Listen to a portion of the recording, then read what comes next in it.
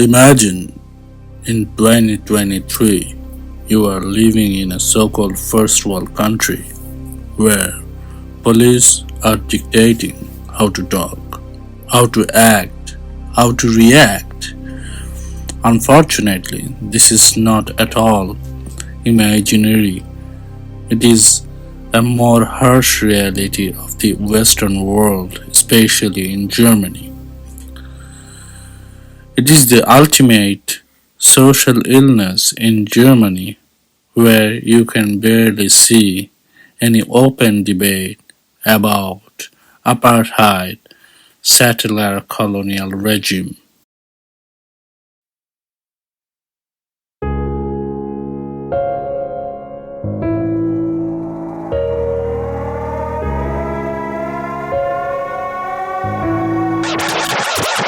Unrest Radio.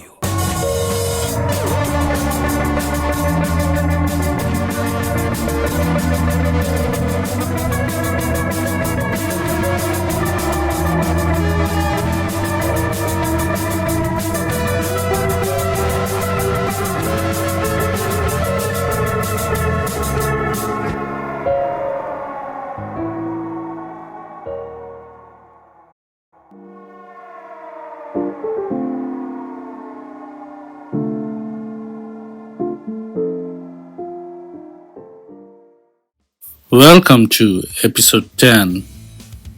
Almost a year ago, we started our journey. With our slow steps, we are going to complete our 1 year. Throughout the year, we tried to expose many socio-political oppressions within German society. We would like to document more of it and grow like a community. Unrest Radio wants to be the community platform where individuals and the community can express their socio-political situation from their underprivileged perspective. You can help us grow by sharing all our audio visual. You can follow or subscribe to our platforms. Now let's get back to episode 10. Through this episode, we want to introduce our listener to an authoritarian regime which more often bluffs us in the name of democracy. End of October and the beginning of November, we talked with several people and they shared their experiences. Hebh Jamal, a Palestinian journalist currently based in Berlin, talked to us about current German oppression on the Palestine issue.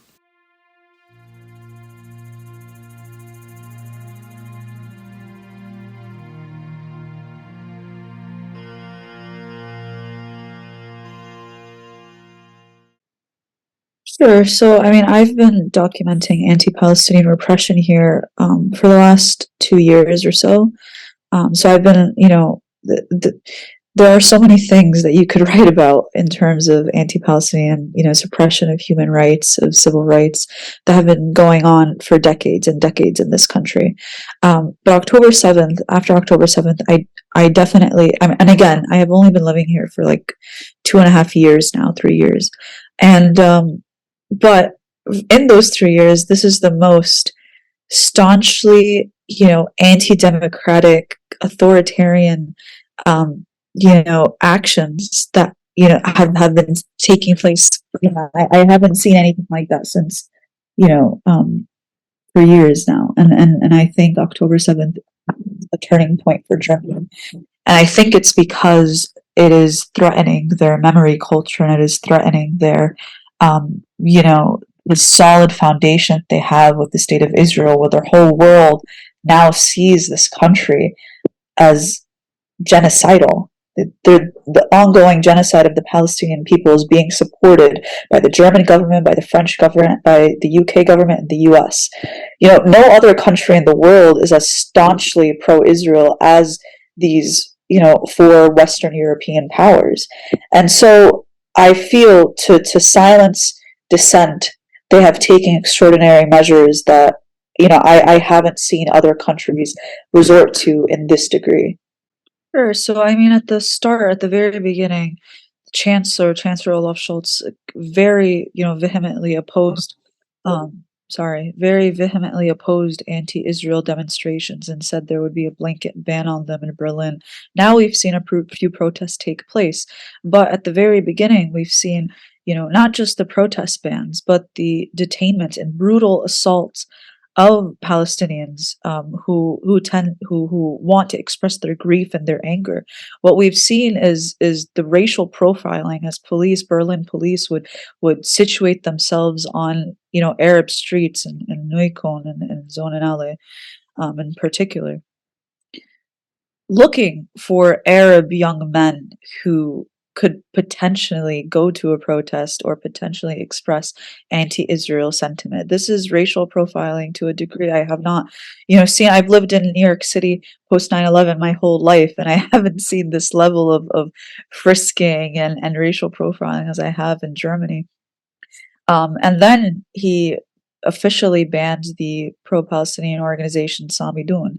And then he even went further and said that, that he's willing to address asylum seekers and wants to deport them easier, and had a draft legislation to do so. So there's currently, you know multiple aspects within German society, and this is not even addressing the media, or it's not even addressing individual corporations and jobs that have inflicted this idea of censorship into, pro-Palestinian people. There has not been, you know there has not been the ability for a conversation. In other countries, at least, there's this idea that there's a debate, there's something. They would bring another perspective. You would have a Palestinian come on CNN, even if you say, do you condemn Hamas? Like, there would at least be something. In Germany, there's not even the opportunity for us to express ourselves, or to say there's something extremely barbaric that's going on.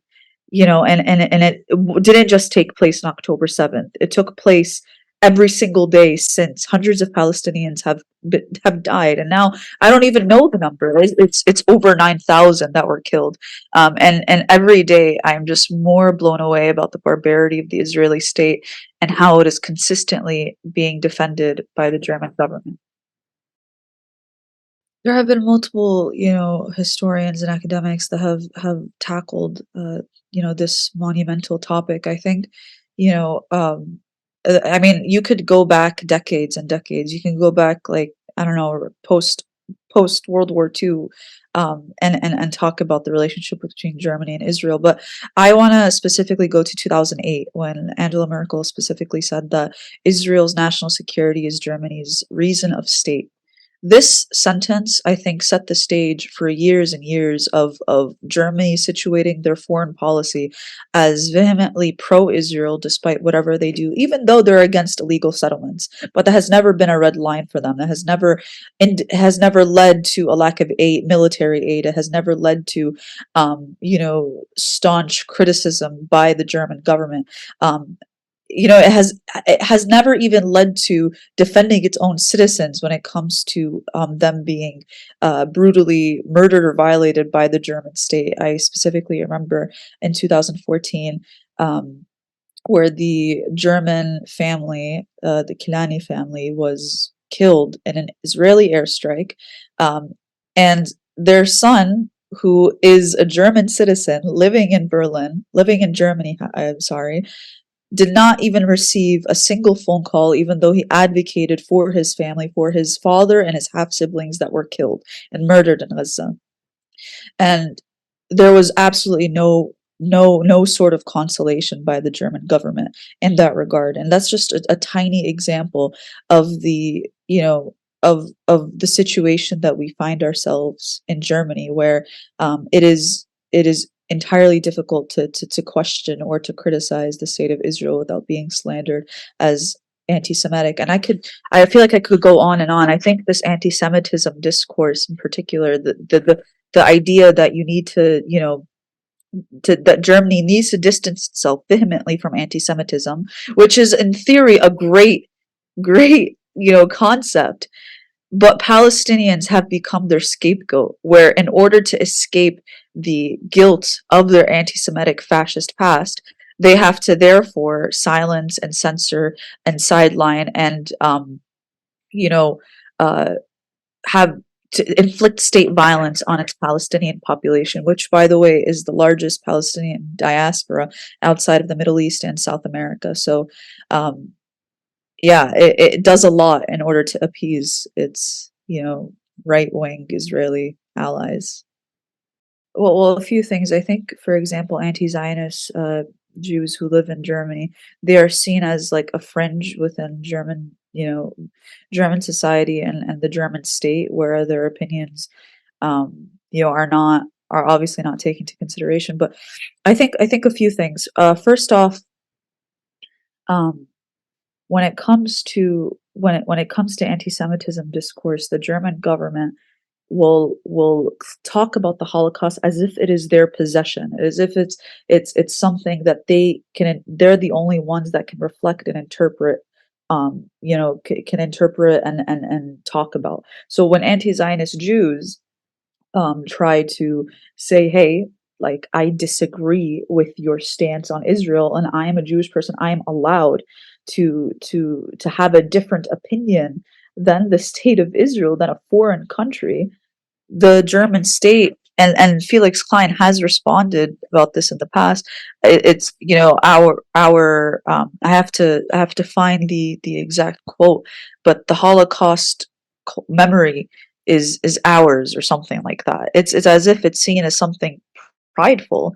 So you have anti-Semitism commissioners who are not Jewish, who have slandered Jewish people for being anti-Semitic. I mean, how deranged is that logic? It's completely divergent from any sort of logical, reality, and has defined what it means to be a Jewish person in this country. And apparently, you can't be one if it's not in line with German memory culture.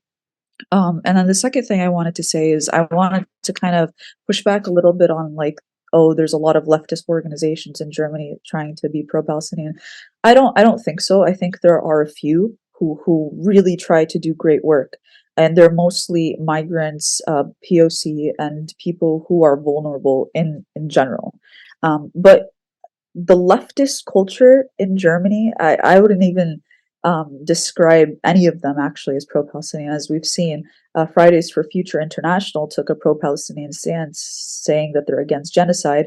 Fridays for Future Germany distanced themselves from the parent organization, and even Antifa, which by the way, this in itself kind of always mind boggles me. A group that is leftist, radical, still takes a pro-Israel stance, in some states more than others. Um, so so leftist movements in Germany have found themselves completely isolated from the international community, because they are like the only ones that somehow see international solidarity as everything except for the Palestinian people. And that is something that is rooted in colonialism and racism and white supremacy, that this country has not been able to reckon with, because for them the Holocaust is a singular event, and the colonialism that came before it is not something that they need to reflect on, apparently. Right. So I've written about, the infiltration of Israeli propaganda within primary and secondary education in this country. If what's interesting, I found that it was incredibly easy to find a connection between education ministries across the 16 federal states and the state of Israel. It was so easy that it was so much information that I could not even include all of it in my original piece. If you search a specific education minister, it is almost always that they have met with the Israeli government. They have exchanged ideas. That they have elaborated on how to talk about Israel in German classrooms. This is a foreign government. Why are, if we just kind of stand back, why are we discussing how we talk about um, Israel in our classrooms. I mean, this is our children and multicultural society. But putting that aside, there's so much I don't even know what to specifically touch on. Um, but I'll touch on this in particular. There was a German textbook commission between the German government and Israel, where they would analyze every single German textbook and see if there is a anti-Israel bias in the textbook. So, for example, in a fifth grade textbook, I believe there was an Israeli soldier and there was checkpoints, and the textbook commission specifically said this paints a violent picture of the state of Israel and does not show the peaceful society that Israel is. I mean, just mentioning occupation or checkpoints or the reality of the Palestinian people, or specifically mentioning the Nakba, this has gotten extreme criticism from the textbook commission, and they've been committed to rewriting and taking out a lot of those aspects that could be seen as neutral, right? Like, and so that's just one example of the of the commitment. And this is putting aside the teacher training programs in Israel, where teachers from Germany go to Israel and go learn about how to talk about Israel and learn how to talk about um you know how to talk about Judaism from the Israeli government. So yeah, and then again, there's multiple examples, but the individual experiences of students is what definitely touched me in particular. I mean, what we've seen just this month, October 10th, there was in Neukölln a gymnasium school in Neukölln where a student was assaulted by a teacher. Right, he was hit by a teacher for wearing the Palestinian flag on October 10th, and the it was the student who was suspended. And then when the parents and when people wanted to protest that, how could a teacher hit a student, the protest was canceled. The protest was banned by the Berlin, state senate. So yeah, Palestinian students are incredibly, incredibly vulnerable. Right now, they are not allowed to say Free Palestine in schools. They're not allowed to wear the kufiya in the schools. They're not even allowed to have stickers, that says Free Palestine um, on them. So if they violate it, and this is written by the Berlin Senate, the teachers hold the right to call the police on them.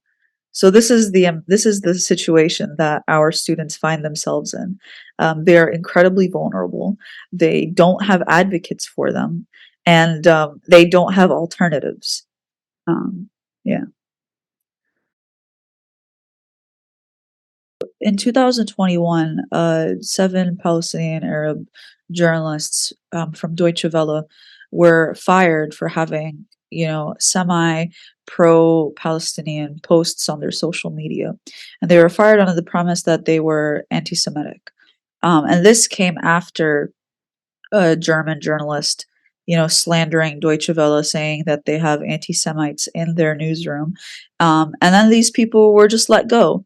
And then the most racist anti-Palestinian man in Germany, Ahmed Mansour, was hired to do a, to right, to investigate if anti-Semitism exists in Deutsche Welle, and if this firing was justified. Of course, he said yes, they were anti-Semitic and they deserve to be terminated essentially. But multiple journalists have been proven to be let go prematurely and let go unjustly. It was even seen by German courts in that manner. And now we see ARD specifically having guidelines for their journalists about how to talk about the Israel-Hamas war. And they speculated, this was written on October 11th, they speculated that yes, there will be massive Palestinian casualties, but we have to frame it as Hamas started this and they're being used as human shields, as if that justifies their murder or their direct targeting. And if you see on their glossary, they also have but I'm publishing, by the way, like, all of this soon, so you probably have a little bit more details about it in particular. But they also have a glossary, and in that is German experts on Israel and Hamas.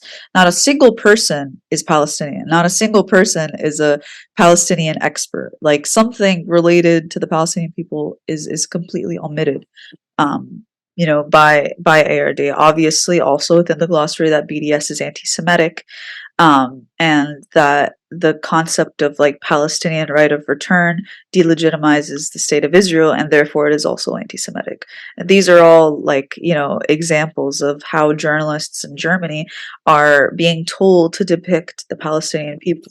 And I just saw before I came on, before we started this podcast, that Die Welt, sorry, my German sucks, published basically on live television fake videos that they say that Palestinians themselves are pushing out. Like, they posted old videos of inaccurate, like totally baseless, proven to be wrong videos and information that has been published by Israeli propagandists, and put it on national TV.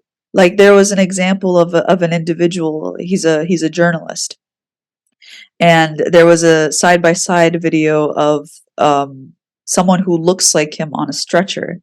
And if you analyze the video, they're two completely different people, and they're trying to say, "Oh, look, this is," they came up with the term Pallywood, which is Palestinian propaganda.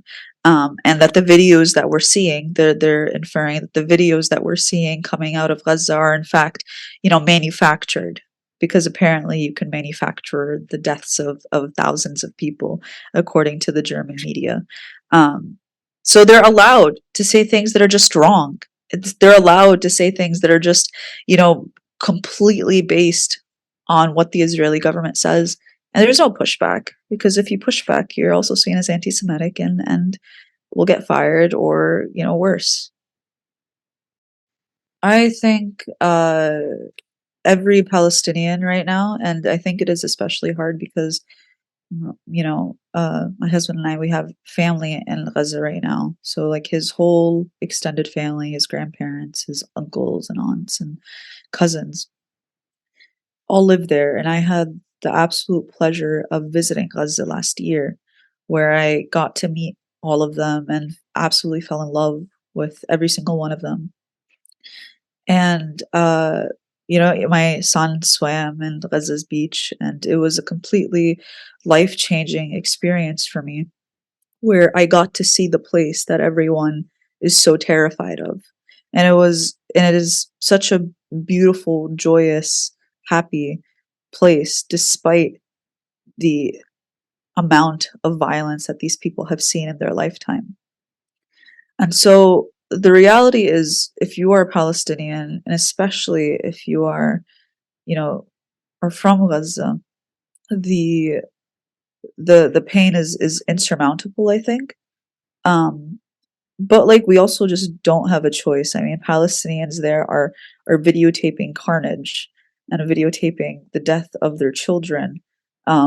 Journalists there, after having their child and wife and brother, like Wael al-Dahdour, murdered while he was on air, and he still came back the next day. I don't think, if when we see people like that, we just don't have an excuse, I think. And so, although it's extremely hard and painful and all of the all of the emotions at once, um, it's just the way it is, I guess, right now.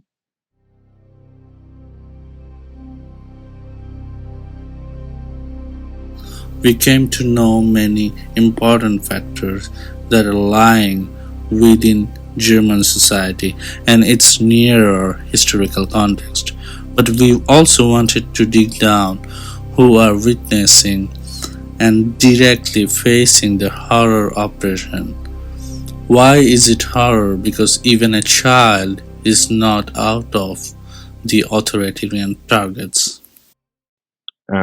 Saturday morning, somebody rang at my door and they opened, and it turned out to be the police who asked for the banner that was hanging out of my window. The banner stated in German, "Stop the genocide in Gaza." And they asked if it was my banner, which I said yes to. And then they asked if they can come in and see it, which I declined first. However, they proceeded explaining to me that somebody filed in against me. I don't know if that's the correct term. And the claim was that it was hate speech. In German, it's Volksverhetzung, I guess, which is obviously not true because was just like the banner was just protesting, asking to stop the genocide, to stop the war, to stop the killing. However, they explained that they will take it down either with or without my consent, and it would be easier if I would agree right now. In that moment, I kind of panicked. I didn't know which rights I had and which not, if I had to let them in, if I didn't have to let them in. However, I chose it would be the best to cooperate first.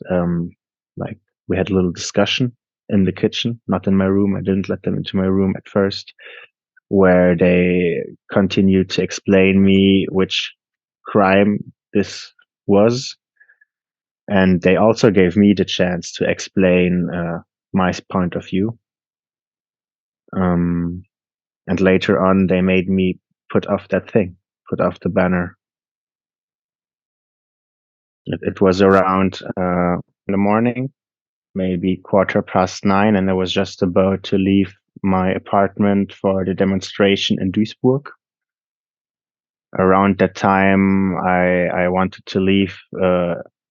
The officers appeared at the door. It were two guys, a officer and a lady officer, whatever. And the lady was very young, while the guy was kind of old. And I'm not gonna lie, both of them have been very respectful at all times, very respectful. And as I said before, they gave me the chance to make my point clear, to express my thrust, and I didn't feel comfortable at all. But the older guy being respectful and even stating at several occasions that he doesn't agree with what he's doing, and that he would rather he made me understand he would rather not take it down. Like, even though I didn't feel very comfortable, like I felt scared, and kind of somebody intruded my home. Like, even though I let them in, it felt like an intrusion. They didn't give me a real choice, right? They threatened me with more trouble if I wouldn't let them in. But at the same time, they've been kind of, I don't know if they were honest, like having sympathy for the Palestinian cause, or just being really professional. Um, I feel silly for not being prepared for this situation.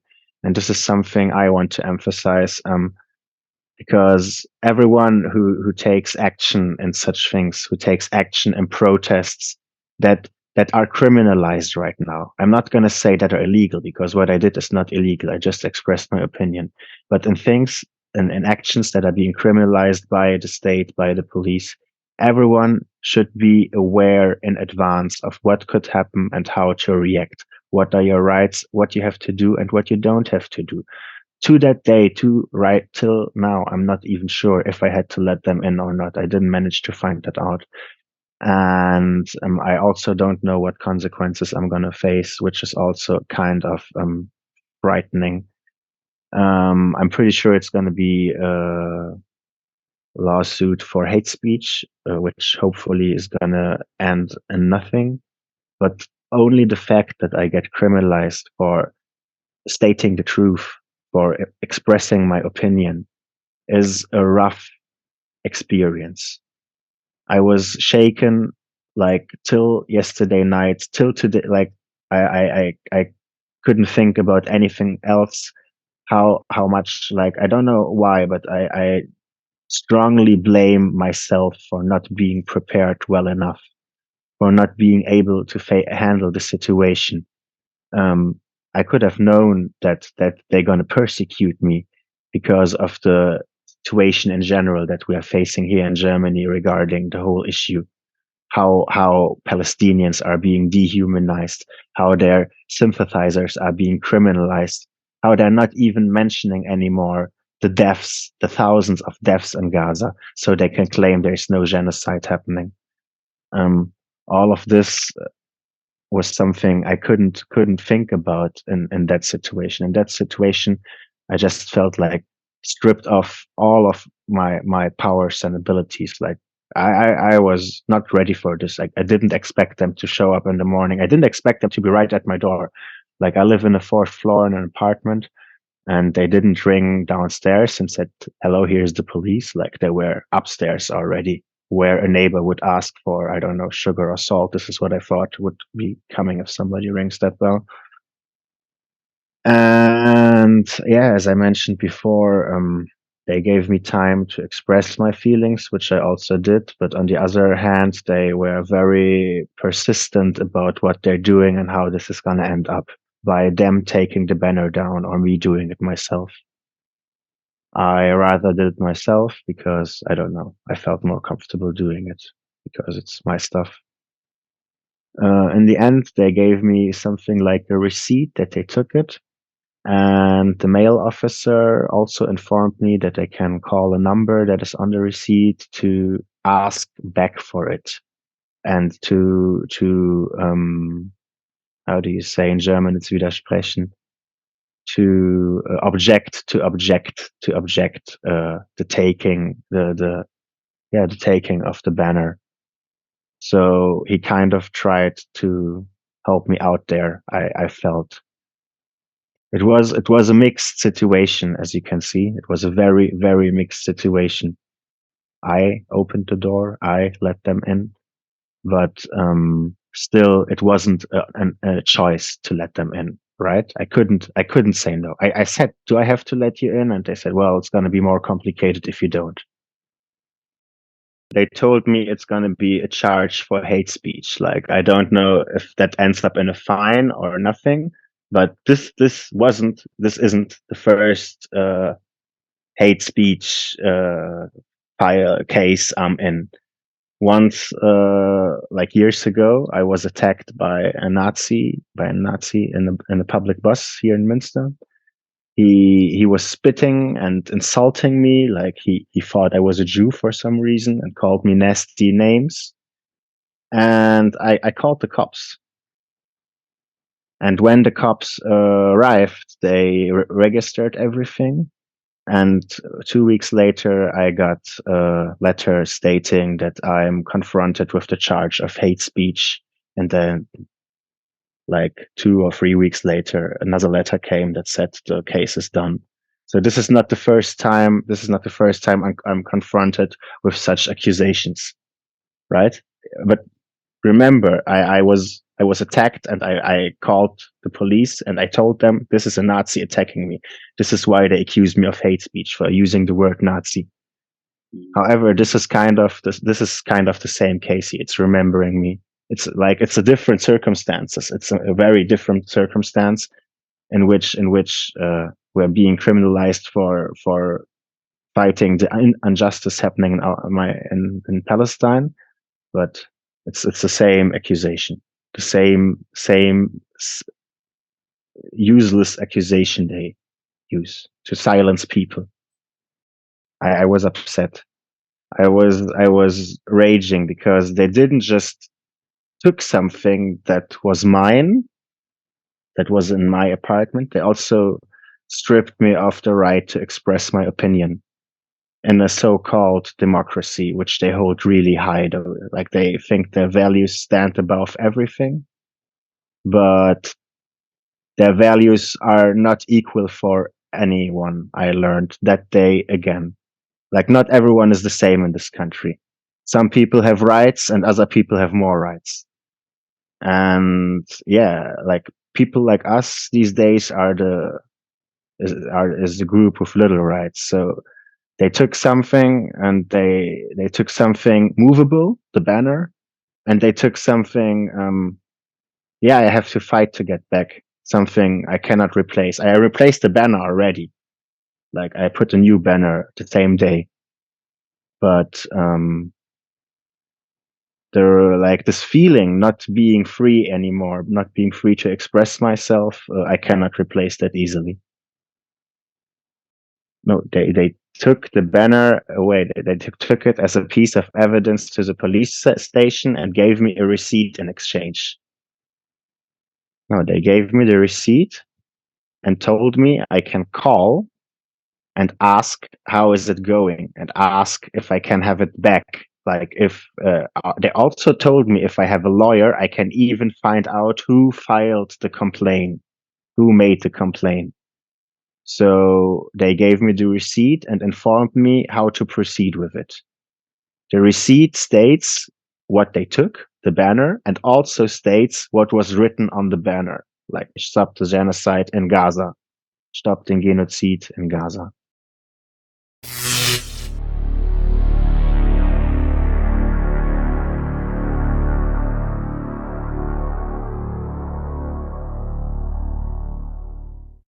Yesterday, a friend of mine, we went out of the house to go to the train station to go to a demonstration for Palestine in Duisburg, and we had our flags with us. So I had a flag. I carried a flag, and my friend, she also had some flags. And when we got out of the house and went around the corner, I saw at the end of the street, or at the next corner, I already saw a police car was parked there.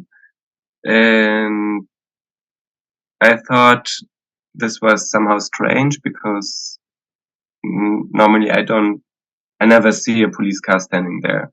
So it was unusual. And my first thought was like, they are waiting for us or somehow. And then when we kept on walking, a guy on his bike drove past us, and he showed us his middle finger, and then he drove on, and apparently he said something to the police. I'm not sure. I don't know that. And when we kept on walking after several meters, the two police men came out of the car, and they immediately started approaching us, and they were like, "Yeah, where are you heading?" And we were like, "We're going to the train station."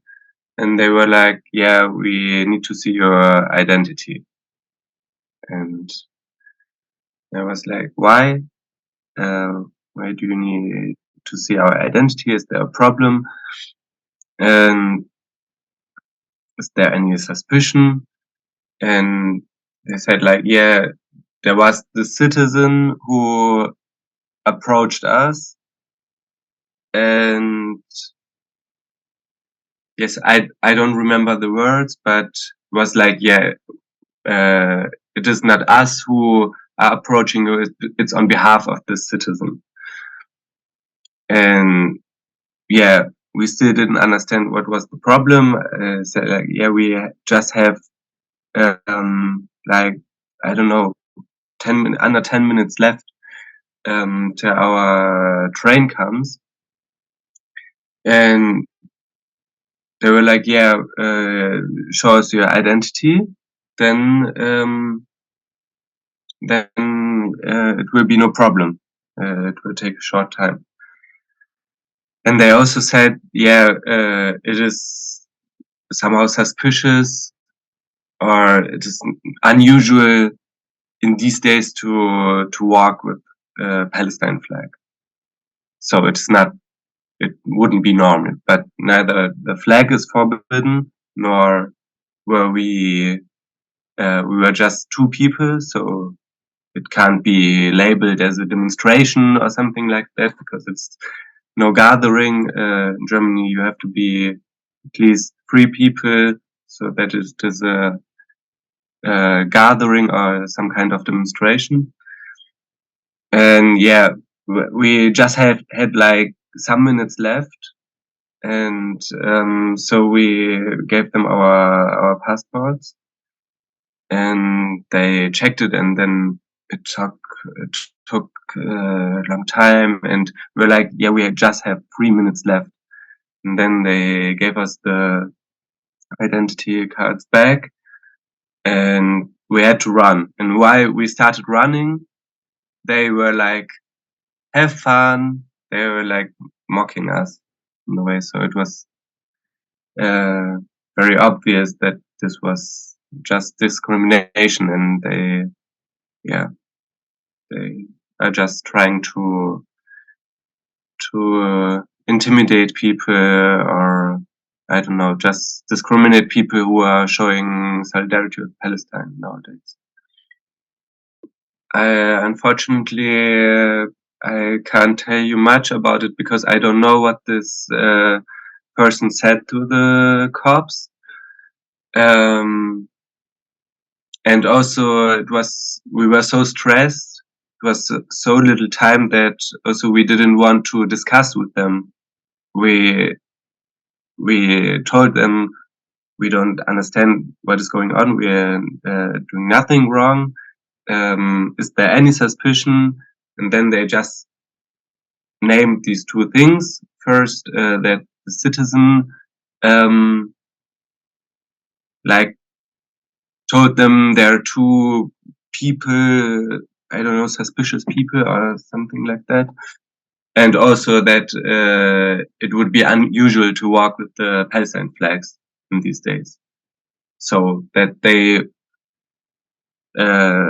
assumed we are going to a demonstration, and we told them we're heading to the train station, but still this is no reason to check the identity of people, because there's no suspicion for anything criminal going on.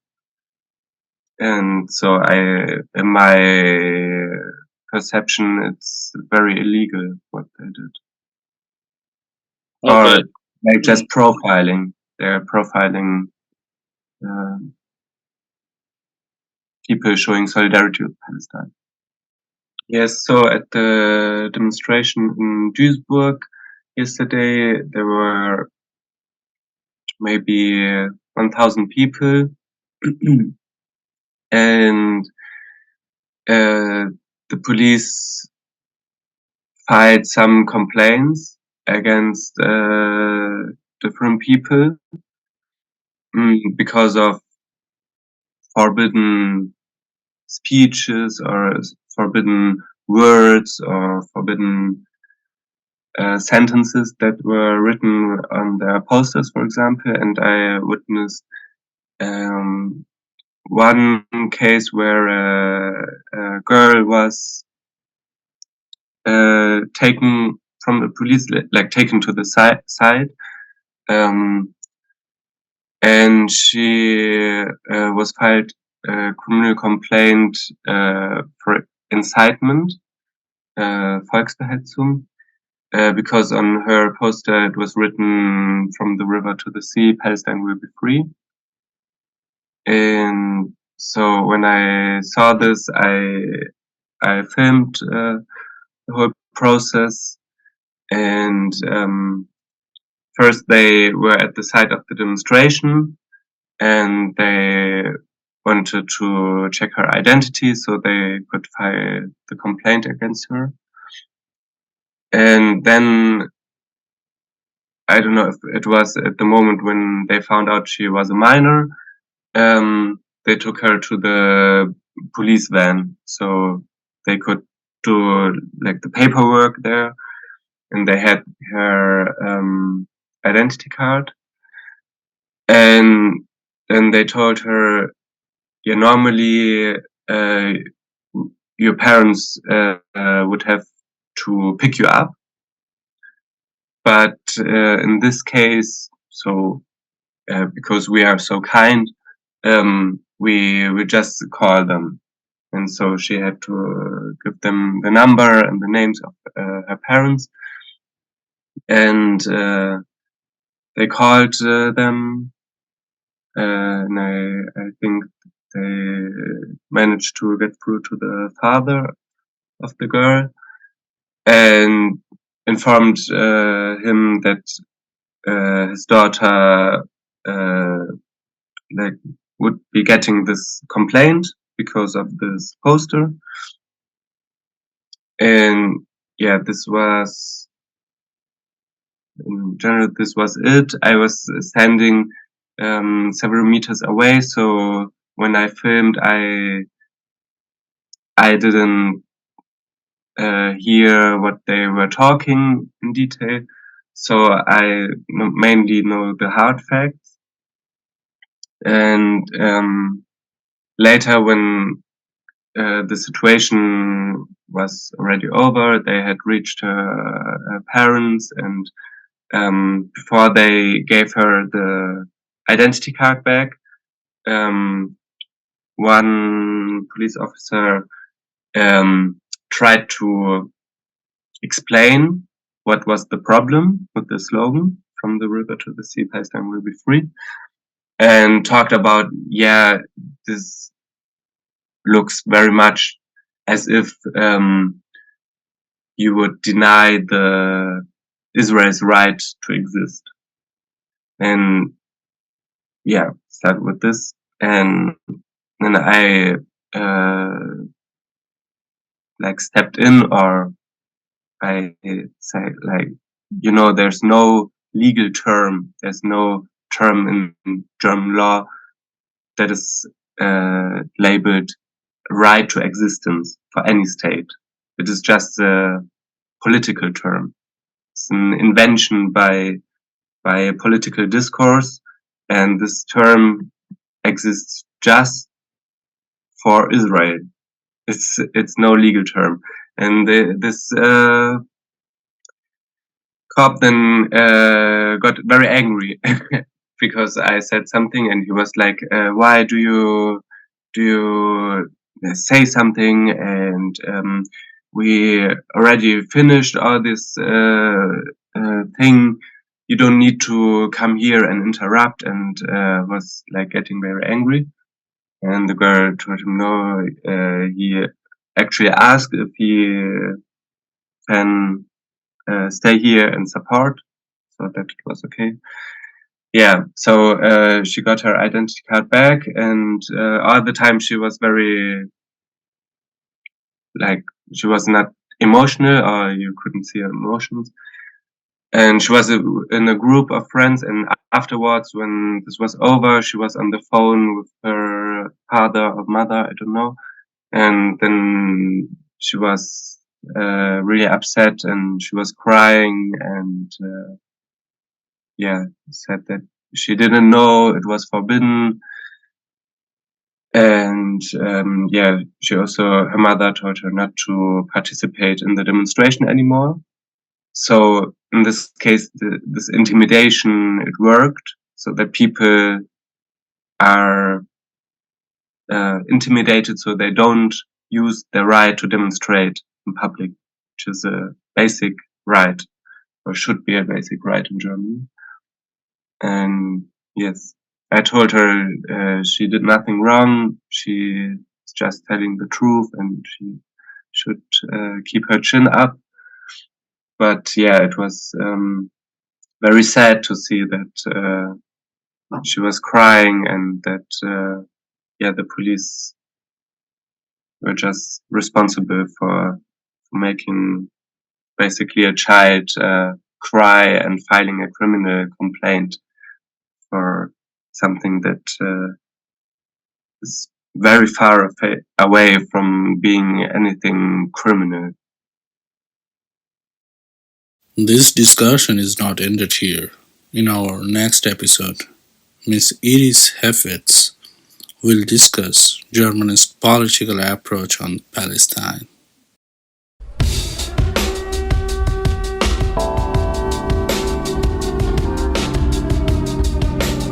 Unrest Radio.